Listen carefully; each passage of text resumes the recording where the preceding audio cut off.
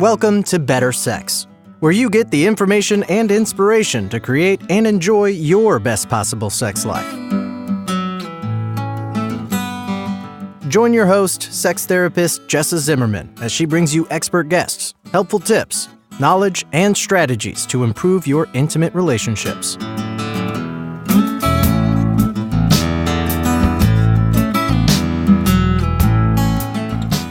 And now, your host, Jessa Zimmerman.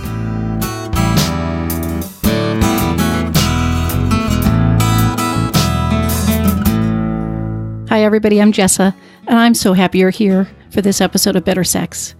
I've dedicated my professional life to helping couples enjoy a fulfilling, intimate life. I believe that sex is important.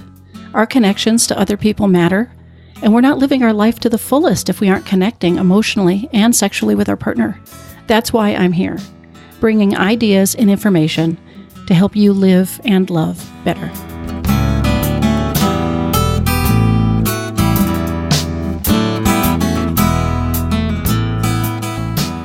So today we have another personal story on the podcast. And I've got to tell you, I am really enjoying these interviews. And they feel, I guess, so important or impactful to me.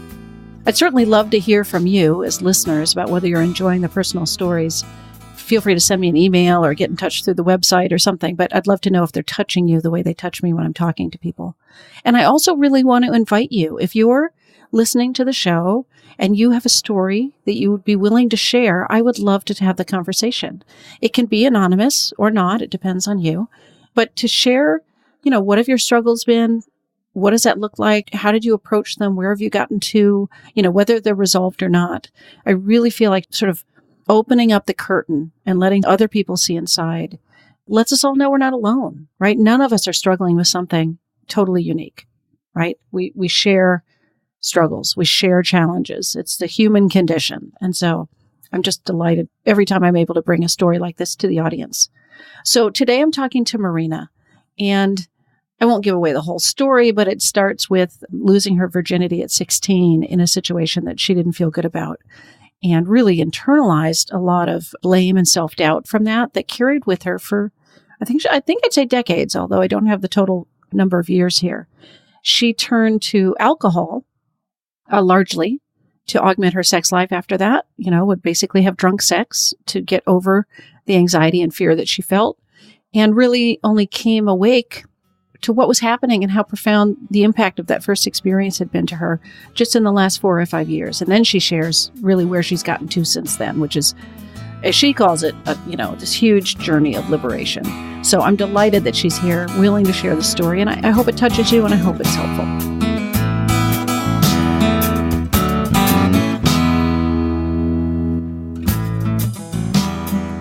Marina, thank you so much for being with me today. Yeah, it's such a pleasure to be on your show. So this is a personal story. I do these maybe every 4 to 6 episodes on my podcast. And I just want to say it's really an honor always to have somebody share their own personal journey around sex. So I really appreciate you doing that.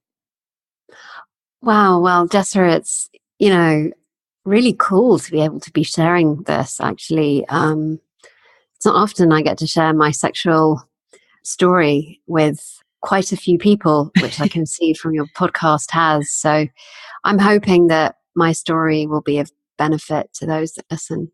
Yeah, me too. Me too. Where do you want to jump in? I mean, where does your story start?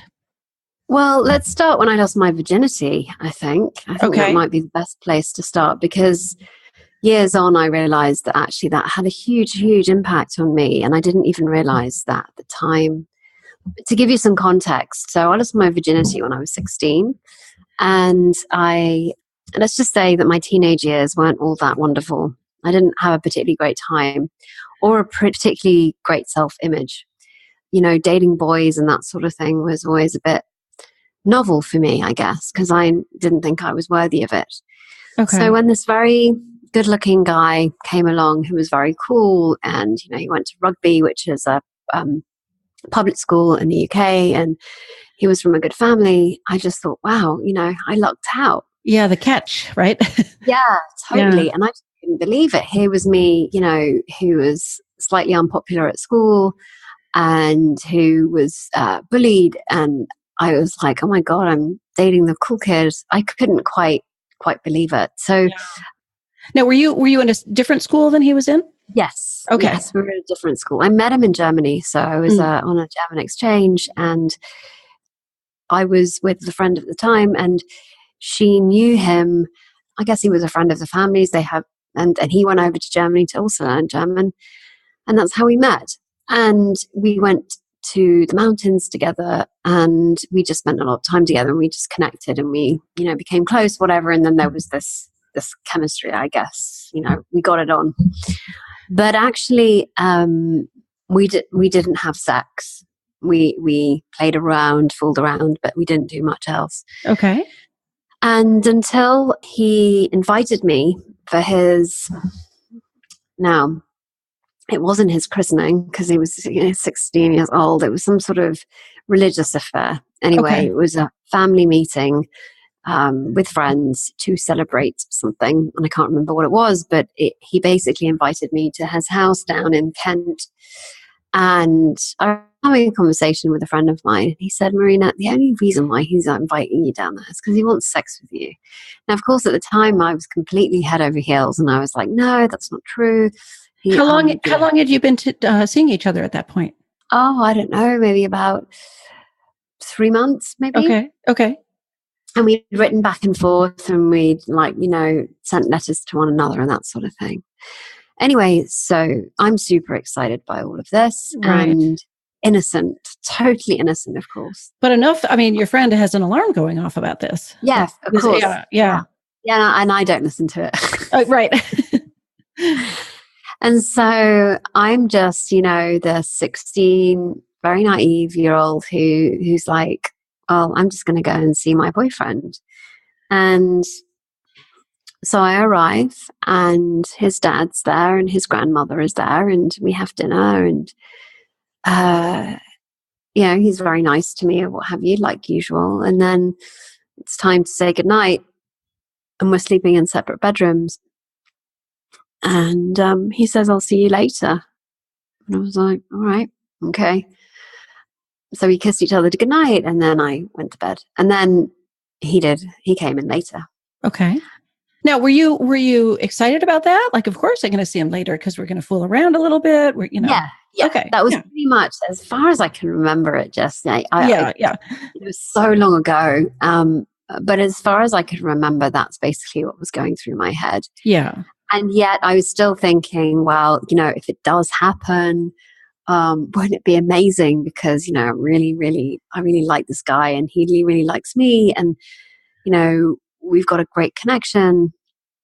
Anyway, so he came back into the bedroom, we started fooling around, and then it happened. There was a part of me that didn't want it to happen, and there was part of me that just sort of said, oh, bugger it, let's just do it anyway. And did you say anything out loud? Was this... No. Okay. So it was just all in my head. Yeah. Was this consensual? I guess, to some extent. Okay. Yeah. Maybe not what we would consider sort of explicitly consensual. No. Right. Okay. No. Yeah. So, yes, there was consent. Even though there was a part of me that was like, I don't know if this is the right thing. Right. But I do it anyway. And I remember it being kind of painful and not lasting for very long. Okay. And then, from what I can remember, because it's all a bit of a blur, he kissed me and then he left. And so I don't remember anything after that. Like, I don't remember kind of being upset or anything. I think I probably was just tired or a little bit stunned of what had happened, and just thought, oh, well, I guess I'll see him tomorrow. Yeah. So anyway, the next morning we get up, and he's a completely changed person. Like, he just totally and utterly ignores me for the rest of the day. Wow.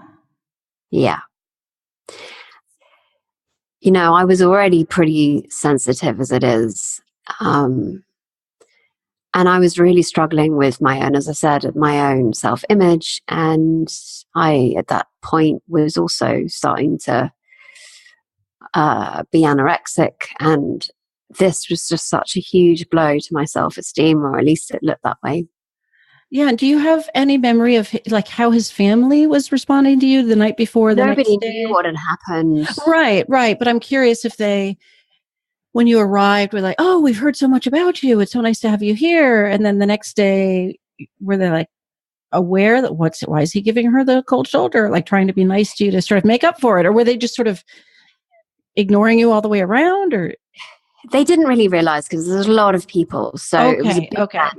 And, there were family. It wasn't just like 2 or 3 of them. There was there was a big amount of people. Like I remember there being like maybe 40 or 50 people there. So it's obvious to you that he's treating you very differently, but not necessarily obvious to anyone else. Like he didn't talk to me all day. He didn't come over to me. Didn't. Wow. Okay. Yeah. And at the time, during that time of my life, what I would do would be anything that would happen that kind of had affected me, I wouldn't say anything and I would just swallow it. Yeah.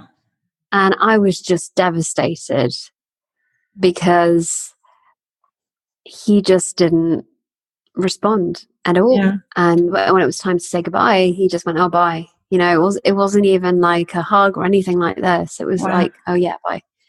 So when my mother came to pick me up, she was like, how was it? And I just pretended it was fine. Like I was like, oh, it was fine. Did you have a good time? Yeah, I did. And I just remember going up to my room that night and just crying my eyes out. Yeah. And writing him a letter and saying, I don't know what happened, and started blaming myself. Yeah.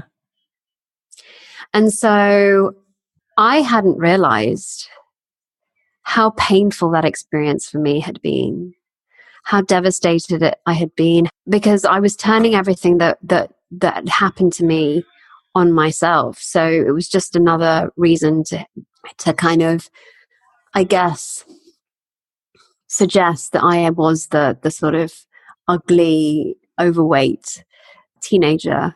And this was just another example of why that was true. Wow. Yeah, like another failure or more proof or something like that. Yeah. And so, he stopped calling me, he stopped, responding to me. And so I just got the hint that basically we were done. Right.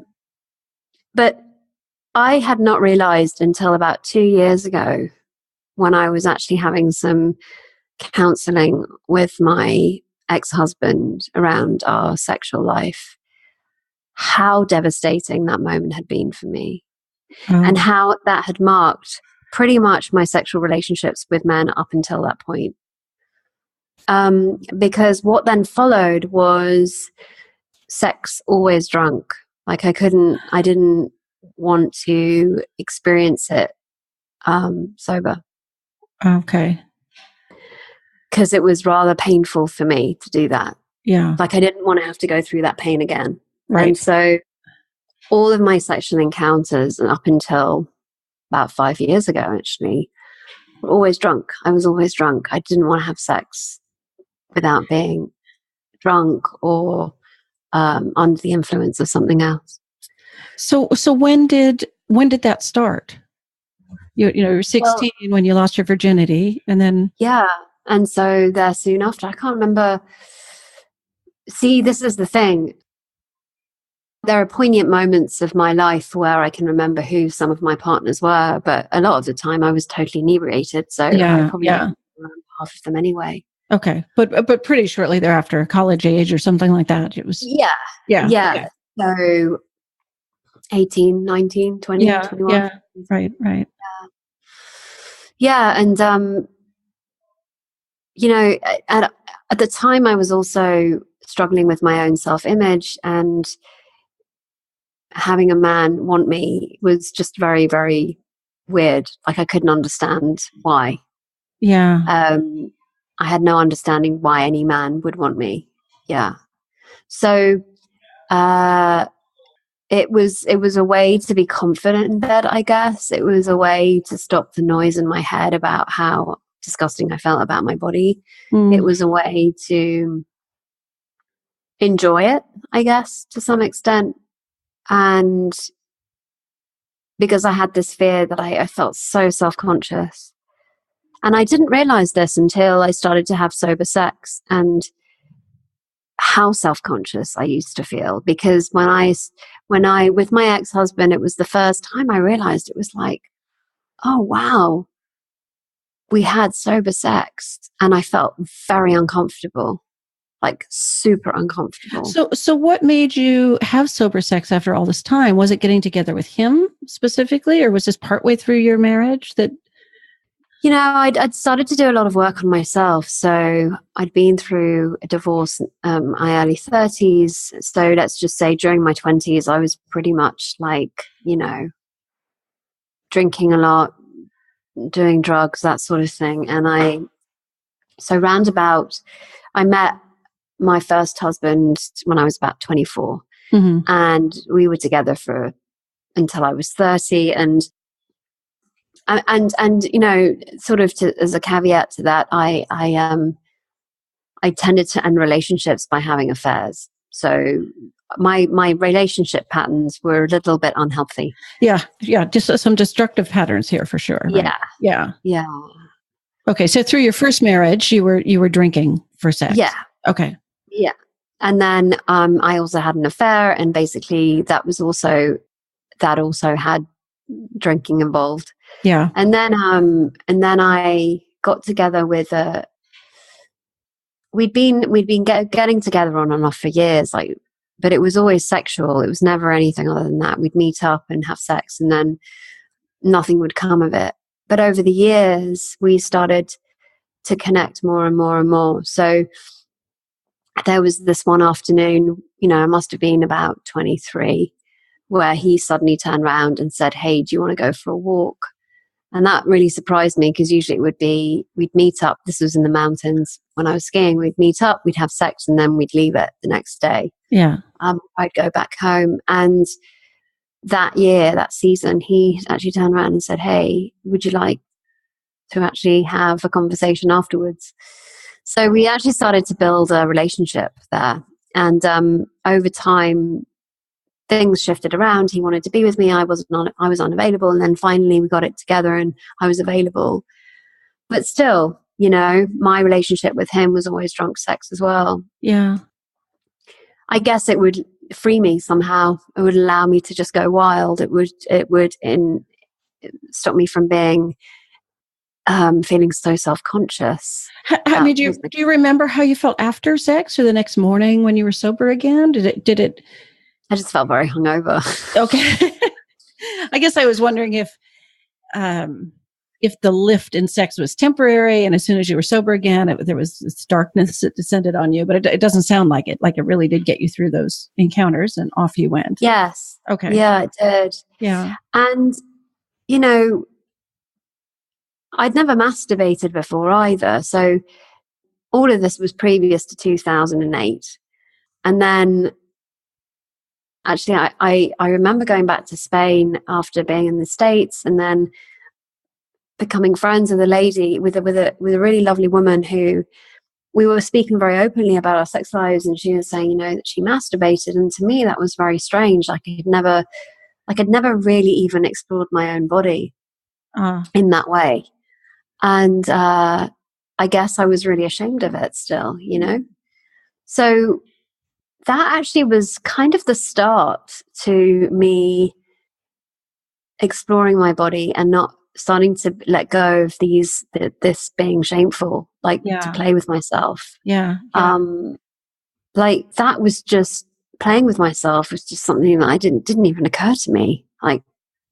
That's weird.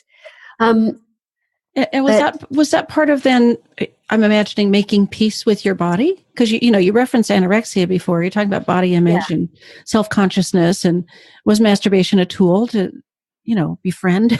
I guess it was. Yeah, I guess it was.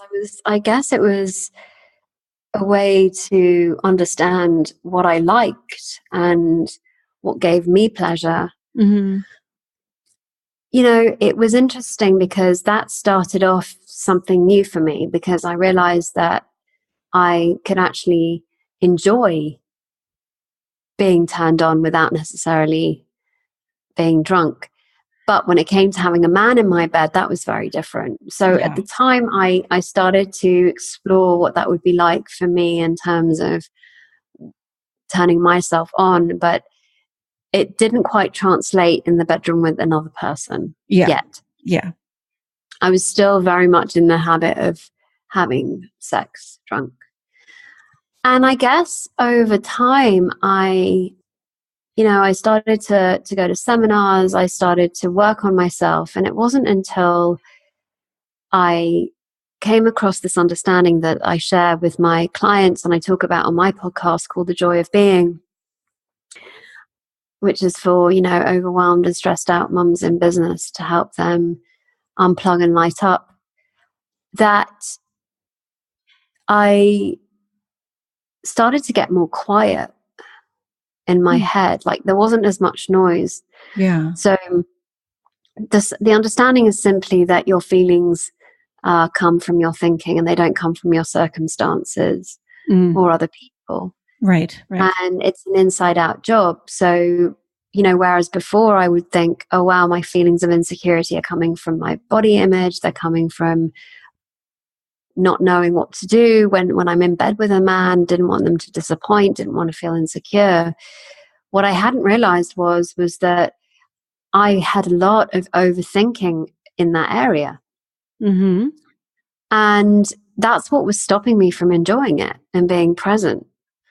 So how did you start to get such a good look at that? Well, it was interesting because I hadn't even considered that it was getting in the way of my sex life. Right. I knew it was getting in the way of me building a business. I knew it was getting in the way of me running around and feeling very stressed. But I had no idea that it had anything to do with the way I felt about my body or my sexual habits. So when I started to look in that direction, when I started to get more quiet, when I was starting to have more insights around how life really works, which is from the inside out, and it's not, we don't live in the feeling of our circumstances, but we live in the feeling of our thinking. I started to notice that I didn't feel so uncomfortable with my partner at the time, who then became my husband. I didn't feel so uncomfortable anymore. And it was a gradual thing. It wasn't like a huge insight I had and then it was all, guns a-blazing. Right. It was something that was quite subtle, but I started to notice it because I started to notice that A, I wasn't drinking as much. Okay. And B, when I was actually having sex, I didn't feel the need to drink. So it was actually pointing towards my behavior that I got curious about that. As opposed to going, yes, that's what's been going on for me. I really hadn't noticed, but I started to get curious about the change of behavior. Interesting. Okay. Because I'm thinking with some people, they start to become aware of these influences and then they have to walk in and change it, like my belief patterns are affecting me. So I'm going to not drink on purpose and I'm going to deal with the anxiety that brings up. But you're really describing that this worked in the reverse for you. Like the shift happening inside, you didn't need to drink. And it's like, oh, wow, what happened? Yeah. So with this understanding, it's kind of interesting because when you look in the direction of where our experience comes from and it coming from thought and our insecurity, and we experience life through thought. And with the seminars that I'd been to and the work that I was doing and the workshops that I was facilitating, what I started to notice was that I was getting very quiet. Yeah. And as I was getting more quiet, my experience of life started to get easier and I didn't have as much noise going on in my head. Right. So I didn't feel the need to drink because I realized that the drink was just a mask and it was an opportunity for me to stop thinking, or at least to stop feeling the way I was feeling.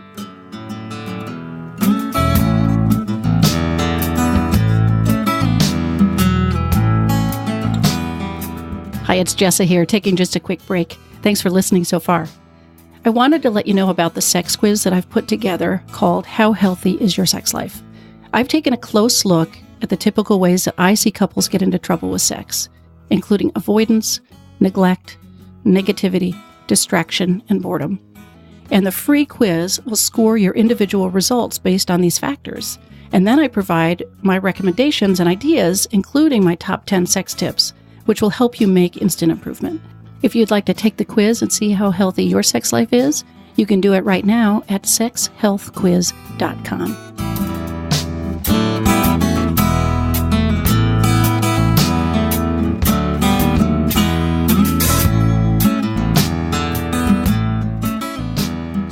So as I felt better being sober, the need to drink just started to wane. And I'm not saying that I gave up drinking, but I definitely dropped, because I would drink like half a bottle of wine every other night. Yeah. And then I just didn't feel like it anymore. And then I got pregnant with my son, Leo. Now, but during all of this time, I started to deepen my understanding of how life works. I was working with a coach. I was doing some training. And when I became pregnant with my son, Leo, I kind of stopped drinking altogether because, I was pregnant. Mm-hmm. And, I noticed that even though I had improved a lot, my ex-husband at the time wanted more. Like, he couldn't understand why we weren't having regular sex, for him. And, granted, we weren't having sex all that much at all, to be honest. I mean, I would say like once every 3 months. Okay. So even though I saw the shifts, I'd seen a huge difference in the way that I was coming to it, I also noticed that we weren't doing it that frequently. Yeah. It just never really, for me, it was just not important. Like, it didn't seem like having sexual activity was that important to me. I could go without it for months. It really didn't bother me at all. Whereas with most men that I've been with, that isn't the case. Yeah. I get that now. Yeah. But I had other stuff going on. It wasn't just mental. There was some physical stuff going on for me too. Last year I found out that I had parasites and bacteria, and my libido was really low. And I always thought I had really low libido. Yeah. So kind of following on from that, I realized that there was some things going on for me sexually that I wasn't willing to go to. So, he wanted to experiment and I didn't. I was very closed off from that. Like, that was way too much for me to be with. So is this where it was starting to dawn on you that losing your virginity experience was having so many repercussions years later, or not yet? It dawned on me when we actually went and saw a counselor, when we went and we did something together. It just came out. Like, we were really present. We were having a conversation as part of the exercises that we were doing. And it just suddenly dawned on me that experience had been so painful. And I guess what I forgot to tell you was that there was another night when I was about 17, 18, when we went to a ball and I got inebriated again. And my mum came to pick me up and she found me with this guy, and she just lost the plot on me and told me, she thought that I was a good girl and I was being bad, and this is a shame on the family. And so it was this really big taboo. She humiliated. Well, I felt absolutely humiliated. Yes. Yeah. So there was a lot of stuff around it. Yeah. And, I realized that I had some beliefs, something like, sex is dirty, good girls don't do it. And I realized that actually all of that sort of thinking wasn't me. It was my mother's kind of attitude towards it. But I wasn't conscious of that at the time. I only started to become aware of it when my head started to clear and I started to get more quiet. So that was kind of about 4 years ago now. Okay.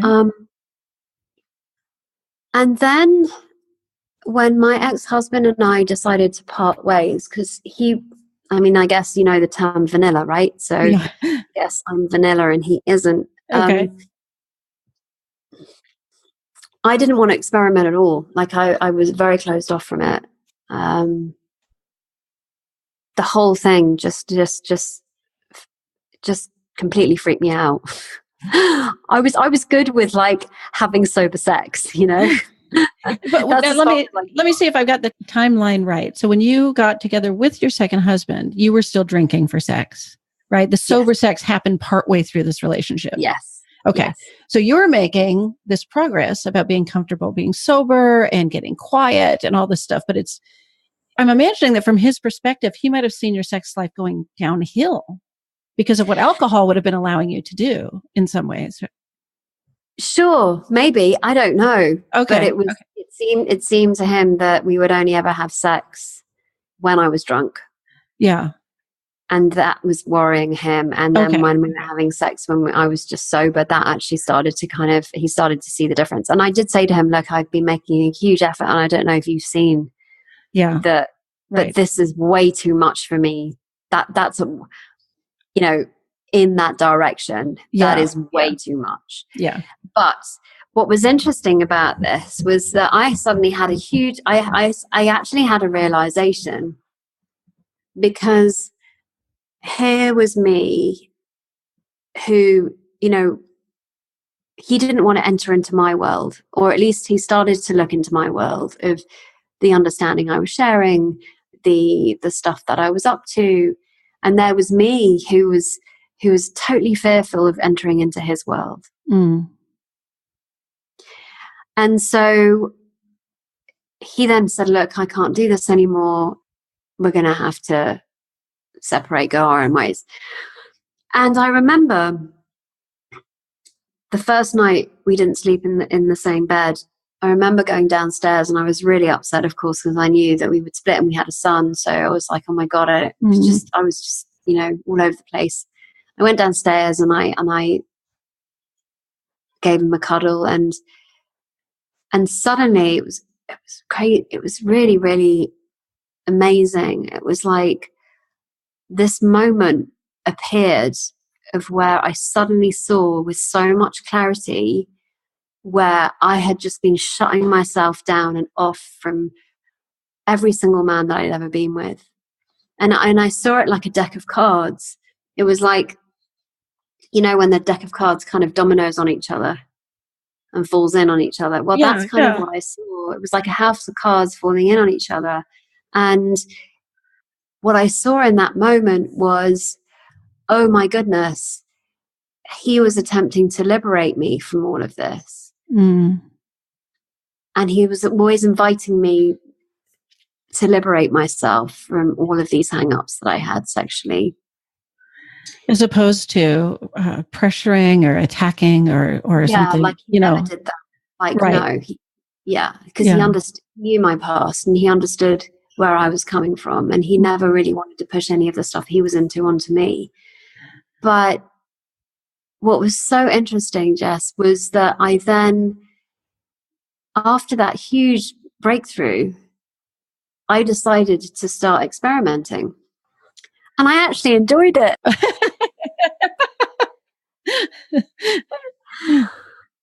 I really enjoyed it. Uh-huh. And I was like, oh my God, how is this even possible? But this was not with him, right? No. To give you a little bit of context, we stayed together a little bit before we actually then, we thought we'd give it one more go. Okay. Okay. So we experimented a little bit. Okay. But it didn't, in the end, he wanted more. I was just like, well, this seems to be as much as I can give you. Yeah. This is already a big deal for me. But some gift of liberation from him, right? Massive. Some ability to take that invitation and explore. So I got curious about that. And then I was pointed to an amazing book by, oh gosh, I can't remember her name. Lauren Brim, I think her name is, The New Rules of Sex. I decided to read it, and that revolutionized the way I saw. I had lots of insights by reading that book, and I realized that I we'll carried have to put a lot that in of show notes. I don't know that book, so let me see. Yeah, she's great. Like the New Rules of Sex, Lauren Okay, Brim. great. Yeah, you might want to interview her actually. Yeah. Yeah, she's really cool. She basically went, her research goes back to, all the way back from Catholicism. She's done incredible research, and she also shares her own sex life and her own beliefs and stuff like that around sex. Anyway, so reading that book really opened my eyes, because I realized that I was carrying a lot of that sort of judgment about sex being dirty, and I was always tired. And at the time, I had a 1.5-year-old son, so the first year of him being alive was just like, oh my god, I just want to sleep. There is no Right. way sex is even going to be in the vicinity. Yeah. And yeah, Lauren Brim's book really opened my eyes to something new. And then I also read Pussy by Mama Gina, which is also another great book. And it was all about just, as a woman, just owning your body, and you're the one calling the shots, yes, no. Because actually during a lot of those sexual encounters that I had when I was drunk, I would do things that I didn't want to do. Yeah. Yeah. I didn't want to say anything. And then, of course, what would happen is I would cry, or I'd swallow it and not say anything to anybody, and then internalize it, and then, beat myself up and Right. And take it out that's just myself. reinforcing the cycle you were stuck in. Yeah. Yeah. So suddenly there was this liberation of, I don't need to be drunk. I can experiment.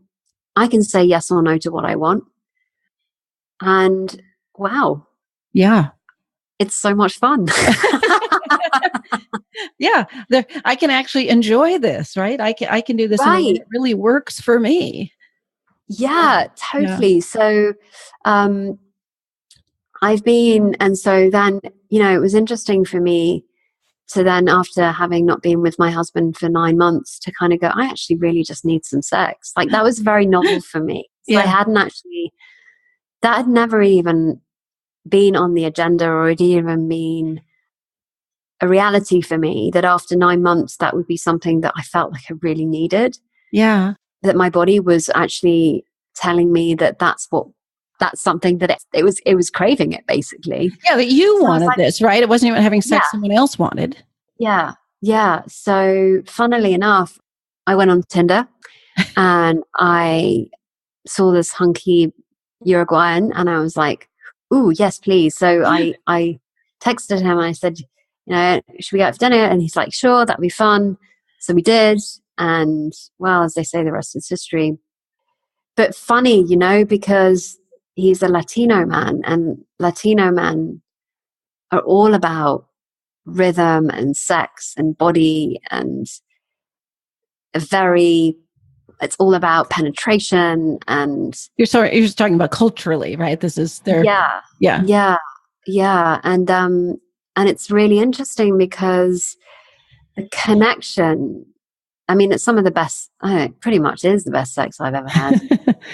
So you guys are still together, is the bottom line here. Okay. Yeah. So, but there's a connection there, a physical connection. And I realized a few things around that. The first one was, I'm so much more in touch with my own body. Mm. So I have, I have never had problems with orgasming. So even when I was with my first husband, I would orgasm. To some extent, I was doing yoga. I did a lot of yoga. So the breathing and everything else, I realized I actually could have orgasms just with my own breath. Mm. So I realized that actually, in having those sexual encounters, that I actually knew how to have an orgasm, and I was happy with that. And so I'm so much more in tune with my body now, that as I don't have much going on in my head anymore, I can just enjoy it. Yeah. the connection is there because I'm not so caught up in my own thinking about, oh my God, what's next? Or what am I supposed to do? Or will I disappoint them? Or, will I hurt them? Or, will he like it? Or, oh, fuck, no, I don't like any of this. Right. Or whatever. There's just like a connection. And we just go with it. We just go with that wherever the connection takes us. And he's obviously available for that connection too, right? Like he's able to be present and share this experience with you. And maybe he's always like that, or maybe he's had his own journey to get to a point where he could do that. Yeah, and so we're very compatible, and this is where I realized that there is sexual compatibility. Mm-hmm. But what was interesting was that I'd never talk about sex with my partners. Like, we just do it and that would be that. Yeah. There was never any kind of conversation afterwards about, should we experiment? Should we do other things? And with him, it's just like very relaxed, very easy, Mm. So it's been a huge journey of liberation for me. Yeah. It's so wonderful for me to hear the words come out of my mouth and going, hey, should we go upstairs? As opposed to going, oh my God, he's going to want to have sex and I really don't want to. I don't want to avoid it at all costs. Yeah.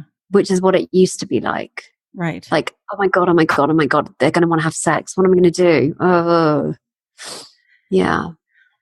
So for listeners who can relate to this, I don't know how many people, some people will share a first experience like that was devastating, right? Other people are going to relate to being all in their head and insecure. And I'm sure people can relate to needing to be drinking to have sex, right? Or some combination of all of that. What would you say first? Like what would be the first words of advice or encouragement that you would give people that, that are struggling with where you were? Yeah, I would just explore this in the sense of like, get curious about your own beliefs and your own, how much overthinking you may have around sex, and where that comes from, and possibly, read books like The New Rules of Sex by Lauren Brim, or Pussy by Mama Gina, or any other great. I'm sure you've got lots of info around that too. That they can read, because I think sex can be this interesting thing where people don't want to talk about it. That it's a taboo subject, which is why I think you're doing amazing work, and I think it's really, really important what you're up to. Not many of us talk about it. Like I remember thinking, do any of my friends masturbate? Like we talk about, I paint my nails, or I brush my teeth, or I get my hair done, but we would never talk about, well, how often do you masturbate? Yeah. Where did you get your dildo from? You know? Right. Like as if it was that normal, that kind of conversation. Right. Everybody's we're all left to guess, and we're all left to reinvent the wheel about sex too, right? We're fumbling around in the dark mostly. I think so, and I think that's why it's so good to talk about it. And it's so good to kind of have a show like this where women might be thinking, me too. Oh my God, I'm not the only one. Thank God for that. Right. So, because I know that a lot of us women struggle with the body image thing, and that can have huge consequences in bed. But I would also, I have my own podcast called The Joy of Being, where I interview people around all sorts of things, but it always comes back to joy and pleasure. Yeah. And how we can live more of a joyful and pleasure-led life. So I would also advocate for anyone that's listening to this podcast to have a listen to mine as well, from the sense of, I think because that points in the direction that I was talking to you about, which has been so revolutionary for me. Right. In terms of dropping the noise and just being present in the moment. And I think that's the key, really, Jessa, is being present in the moment. And we go in and out of it. Like I know sometimes when I'm when I'm in bed with my man, that I go in and out of it. Like I'll be present, and then I'm thinking, oh God, like this is taking way too long. Can we just stop? And then come back again, and go, okay, I'm back here. Okay, let's go. This is fun. And then go, oh God, what are we going to have for dinner tonight? Yeah. And so, yeah. It takes practice. I don't know if anybody can relate to that. It's practice. And we're never perfect. We're never done. Every day is different. But yeah, I would definitely look at that and because I think resources can really help. And then if there's anyone you can talk to, girlfriends. One of the things that really helped me too was I went away last year to South Africa, and there was 4 of us, 4 women, and we talked about everything. Yeah. And there was one in particular who was very much into the whole sex thing, plays around, experiments, and that sort of stuff. And we were all very much like, oh, tell us more. Yeah. And those sorts of conversations were so impactful because we wouldn't usually have them. And I'd be like, oh my God, you too? Oh, wow. What do you do in this instance? Right. Oh. So if somebody who's listening starts that conversation with friends, even though it never comes up, you may find your friends are like, yes, please. We've been dying to have, to actually talk about this. So somebody's going to have the courage to start, right? Right. So, and listening to this amazing podcast, I think resources, conversations, because insight, which is basically a new thing, a new thought that can pop into your head, can totally change your reality. Right. You know, something that you hear, and then suddenly you drop all of that noise. So one day you're walking in the reality of sex is painful. I need a drink so that basically I don't want to feel that pain, to, oh, it's actually okay. Yeah. I just thought it was a lot worse than what I had been imagining in my head. So, right. You have to make space in your head for those new thoughts and those new experiences, that new reality, really, to be able to come in. Yeah. So listening to these sorts of things and reading and being open to changing. Like, I think that that's also key, is being open to changing. Yeah. Because I certainly was, because I could see how unhelpful my behaviors had been in terms of the way I was acting, the way I was being, the fears that I had, the insecurities that were there. And, like, I now practice anal sex, which is something I would never, ever, ever, ever, ever, ever, ever done before.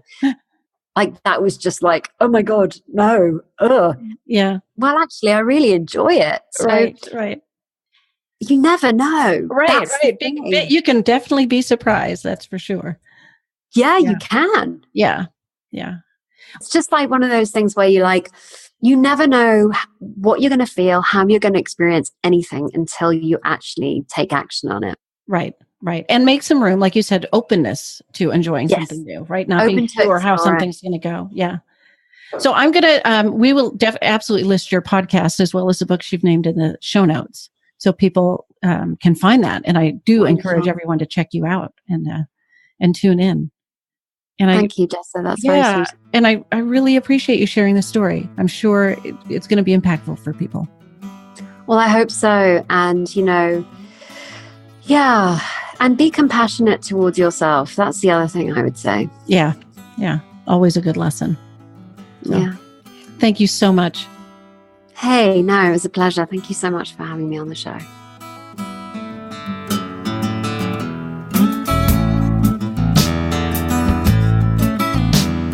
You've been listening to Better Sex. Please visit our website, bettersexpodcast.com, for show notes and additional episodes.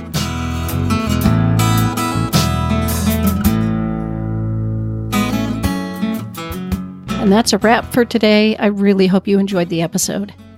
If you are enjoying the podcast, if some of this material resonates with you and you would like to make a difference and make sure that this keeps coming out in the world once a week, ongoing, there are a couple things you could do to show your appreciation.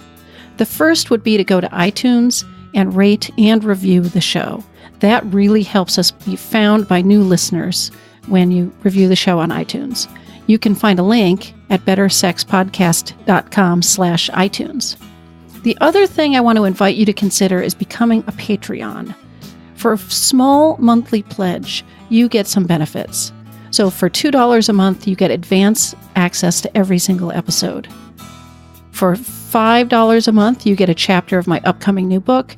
And for $10 a month, I host quarterly get to know you and question and answer chats over the web, and you get invited to that. I would love to have your membership in that, become part of the Better Sex family. You can find a link at bettersexpodcast.com/Patreon, which is Patreon. Again, thanks for listening. I'm glad you're here. Feel free to comment, ask questions, get in touch. I'd love to hear from listeners. Thanks.